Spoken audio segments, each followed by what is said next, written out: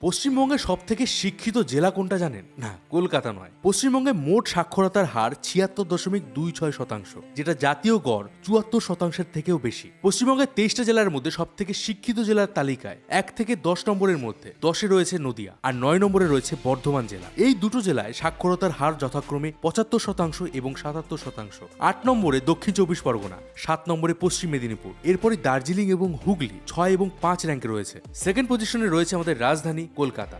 কলকাতার শিক্ষিতের হার ৮৭.১৪%। ৪ এবং ৩ নম্বর পজিশনে রয়েছে হাওড়া এবং উত্তর চব্বিশ পরগনা। তো প্রশ্ন হচ্ছে, তাহলে ফার্স্ট পজিশনে কে রয়েছে? আর উত্তরটা শুনলে আপনিও চমকে যাবেন। পশ্চিমবঙ্গের সবচেয়ে শিক্ষিত জেলা হলো কলকাতা থেকে সামান্য দূরে পূর্ব মেদিনীপুর। এখানে শিক্ষিতের হার ৮৭.৬৬%। আপনি এই ভিডিওটা কোন জেলা থেকে দেখছেন কমেন্ট করে জানান। পশ্চিমবঙ্গের সবথেকে শিক্ষিত জেলা কোনটা জানেন? না, কলকাতা নয়। পশ্চিমবঙ্গে মোট সাক্ষরতার হার ৭৬.২৬%, যেটা জাতীয় গড় ৭৪%-এর থেকেও বেশি। পশ্চিমবঙ্গের ২৩টা জেলার মধ্যে সবথেকে শিক্ষিত জেলার তালিকায় ১ থেকে ১০ নম্বরের মধ্যে ১০-এ রয়েছে নদিয়া আর ৯ নম্বরে রয়েছে বর্ধমান জেলা। এই দুটো জেলায় সাক্ষরতার হার যথাক্রমে ৭৫% এবং ৭৭%। ৮ নম্বরে দক্ষিণ চব্বিশ পরগনা, ৭ নম্বরে পশ্চিম মেদিনীপুর, এরপরই দার্জিলিং এবং হুগলি ৬ এবং ৫ র্যাঙ্কে রয়েছে। সেকেন্ড পজিশনে রয়েছে আমাদের রাজধানী কলকাতা। কলকাতার শিক্ষিতের হার ৮৭.১৪%।